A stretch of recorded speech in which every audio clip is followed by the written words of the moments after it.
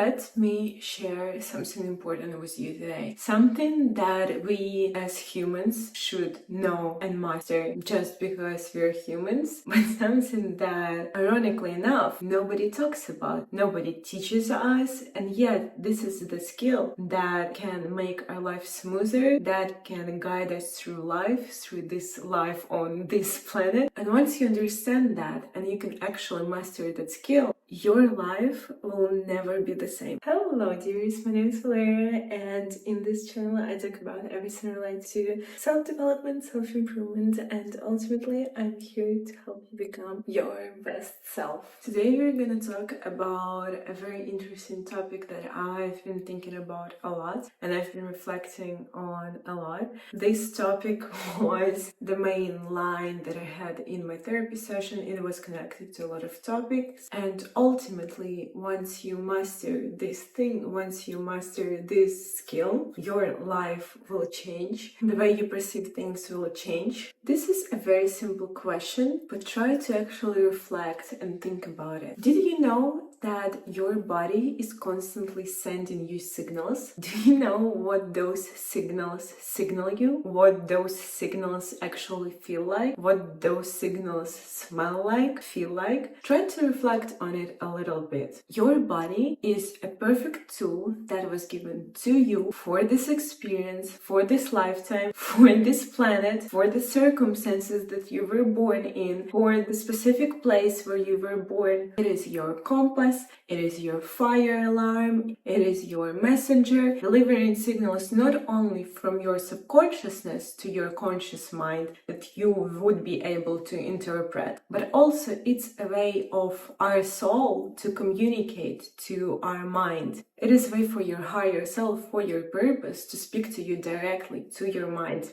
And the problem is, I feel like most of us live in the world, at least I did till I was like 19, and the circumstances that make us feel disconnected from our bodies more and more. We listen to what people say, we listen to advertisements, to marketing, to how we're supposed to feel, what we're supposed to do, what we're supposed to think. And I feel like in this chaos, in this mess, we actually forget sometimes that we need to listen to this one tool, to this one machine that was given to us, to our soul for a specific experience, which is our body. It is a way for God, universe, your higher self, your subconsciousness, whatever you want to call it, to communicate to you, to guide you, and to communicate to you through your physical self. We live in a physical world. We live in a materialistic world, right? We can touch, we can smell, we can see, we can hear. That is how we interact with the whole world. Now think about what is that one tool that you use to interact with the world. What is that one tool that you use to transmit those signals about everything that's happening around you to your brain? It is not your brain who's making you feel the wall or breathe the air. Brain is simply a machine processing the information and giving you the information for you to comprehend. Your body is actually the one that is interacting with this world. There is an amazing book called The Body Keeps the Score. Unfortunately, I read it only after I was for like 3 years in therapy, when I started to realize and understand a lot of things myself, and I was doing body-oriented therapy, so a lot of processes, a lot of traumas we were processing through my body. And our bodies, they remember everything. They remember the traumas that we had, they keep the experiences that we had, and our bodies, our energetical level, produce the energy that we have. So the way we talk, the way we stand, our posture, our flexibility is actually connected to our psychological self, to our subconsciousness, and not only energetically transmits to people who we are, but actually shows them, and people read those signals. Every stress, every emotion that you didn't process, every unresolved issue, trauma, shows up in your physical body. It's all connected, and the sooner you learn how to listen to your body, the sooner and much faster you'll progress in life. Your body can describe to you where your stopping points are, what's stopping you from a certain experience, what's stopping you from speaking to a specific person, what's stopping you from having a relationship that you want, what's stopping you from having a promotion that you want. And at the end of the video, I'll explain how to listen to your body more, but what I want to focus on now is the signals that I feel like very common, even though each of us has a very unique and specific body, and all of those body has a unique communication style. What I've noticed is that a lot of the signals that we're receiving and that we don't know how to read are actually similar for a lot of people. What those signs actually mean and how can they guide you to understand something about yourself, maybe reflect on something, maybe just point out something to you that you didn't notice before. Number one is the thing that is sometimes perceived wrongly is butterflies. Butterflies that we get when we meet someone, when we're in love, when we're obsessing over someone. Those butterflies, if you still think that this is a sign of love, let me stop you. It is not. You might think, or at least something that I used to think, oh, this is excitement. This is this love period. Oof, excitement about relationship. In reality, this is often your body signaling you about stress or anxiety or basically danger. It's your inner alarm system saying something feels unsafe. This might go wrong. What I like to do when we're talking about body and body signals is comparing experiences. When you try to understand what is this specific feeling is telling you, try to compare it to other experience. For example, like butterflies. Remember that one time when you were nervous and stressed before the exam? You're going into exam and you feel this rush. That is you panicking about the outcome of the exam, most likely. That is my assumption. I'm imagining here. I'm just giving you an example. And after you pass this exam, you're like, whew, nice. This feels amazing. Wow, I've done it. You feel this rush of adrenaline, dopamine. When you go into exam, you get the rush of adrenaline because you feel unsafety, because you feel danger, you might fail. Once you pass it, once you're actually done, you feel dopamine. Not dopamine, another hormone, I don't remember which one, but it's your nervous system relaxing you after the stress, basically. Now try to compare this to the feeling of going on a date with that one guy and try to reflect, why might it feel that way? Why might you feel unsafe? What kinds of outcome are you scared of? Or maybe there is something that you're not noticing or not admitting to yourself about this whole relationship. Thing is, sometimes when we meet someone, our body already knows that this someone is triggering our past wounds. This someone is bringing up our trauma. That's why we feel those butterflies. We know that if the trauma is not processed, the outcome will probably be not the best. That is how our body knows. It's signaling you something. Next one, actions by mistake, clumsiness, forgetfulness, saying something wrong, spitting something out that you didn't mean. Sometimes those are signals, not accidents. We all had those moments when everything in the day just doesn't go right. People say woke up on the wrong side of the bed, you trip, you spill your coffee, you're late to the train, you rip your t-shirt, wherever that is. That might seem like unconnected circumstances, but what I've already talked about in my video about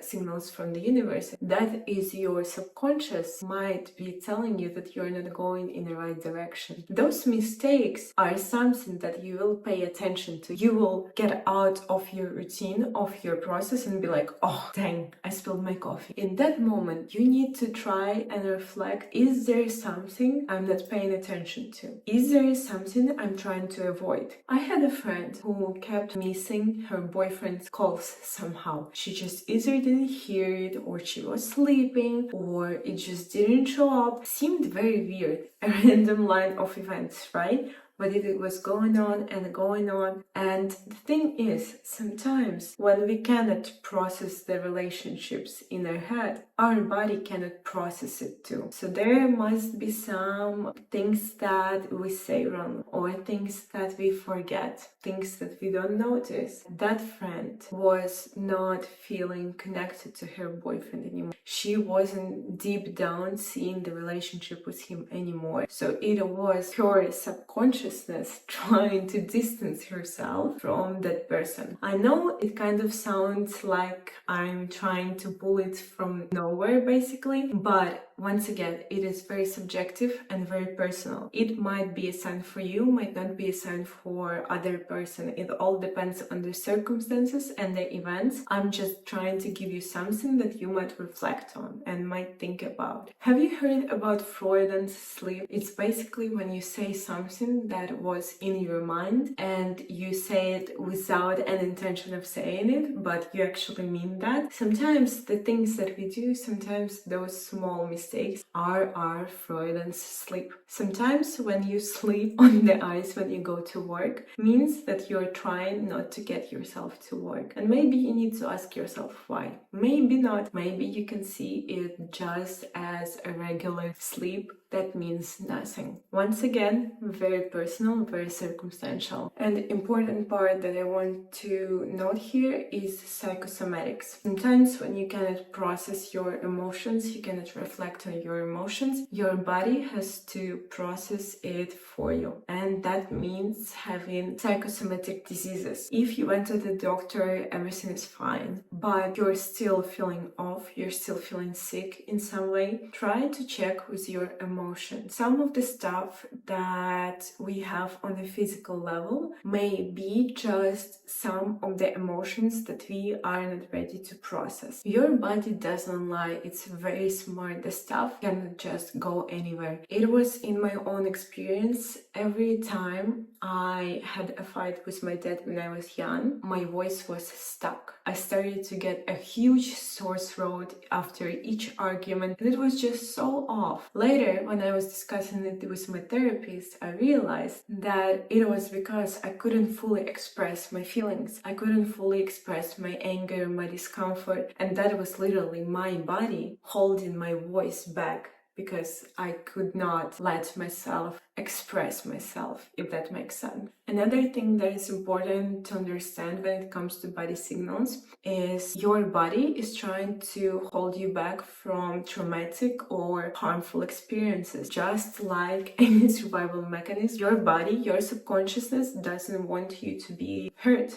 doesn't want you to be re-traumatized, doesn't want for you to put yourself in the trauma. Once again, your body is very smart. So when it knows that something is gonna happen that's gonna cause you any harm, it's gonna try and distance you from that. I've had that when I started therapy, literally before every session, and my therapist tried to explain it to me, but I just couldn't comprehend how that is possible. And what she said, that it is okay if I'll feel sleepy, if I'll feel tired 24 hours before the session, because that is my body trying to resist from going to therapy. I actually overslept 2 of my sessions when I started therapy. I didn't hear the alarm. I didn't wake up. I slept for literally 14 hours so that I wouldn't go to therapy. I didn't even read my therapist's message when I woke up. I literally didn't see it. That is how crazy your mind can go. And the craziest part is that I replied after, but I do not remember. I do not remember replying. I did not remember seeing that message. That was a way of my body, basically by putting me into sleep, to distance myself from going into my trauma, from talking about it, from basically digging deeper into that. You can start to procrastinate, you can lose concentration, you can start getting sleepy. From the point of therapy, it means that you are going into the right direction. It means that you're going closer to your trauma. The trauma that's your mind, your subconsciousness, your body tries to protect for you not to re-enter it. Your body is signaling you that you're getting closer to it, and you just need to push through and process it in a safe environment, safe space with a therapist. You need to start to see the connections. For example, if you're a narcissistic person that is not ready to see your weaknesses, your weak points, your painful points, your imperfections, and you need to review an episode in your life where you will actually have to accept, and you'll see that your body will try to save you from that experience. You'll have a tooth pain and you will fall asleep. You'll start getting bored. Whatever that is your body trying to protect you from that experience. It's like your inner defense system saying, no, we don't need this, we're not going into this. You know, like the laptop, when it overheats, it just shuts down to protect itself. The same thing your body is doing to you. Let's talk, oh sorry, I have allergies or something. Let's talk about a very interesting topic, being around wrong people or choosing a wrong partner. Your body knows that you're with the wrong person before you do. That is the lesson I've learned the hard way. Your body is like a built-in truth detector, but maybe not in terms of actual truth, but what is right and what is wrong for you. Sometimes, yes, we do need specific relationship to have specific experiences. That's why we go there. That's why we fall in love. But if you be honest with yourself, doesn't your body send you signals? Doesn't your body somehow tells you, but this is not good for you. You shouldn't go there. Your body always knows that something is off, even if your mind hasn't caught it yet. For example, physical discomfort next to a person is a big one. When you unintentionally want to step away from a specific person, or you want to distance yourself physically, you might notice sudden or not sudden lack of attraction or resistance to intimacy, or maybe even you don't like the smell of the person anymore. This is a big one for me. You don't like the sound of their voice, you don't like how they smell. This is your body perceiving signals and trying to send it to your brain. I remember I was with one guy, and when he tried to hold my hand, I felt such discomfort. And in my head, I was like, why? He's such a nice guy, treated me nice, he was funny, he was intelligent. And when he held my hand, I was like, oof, this is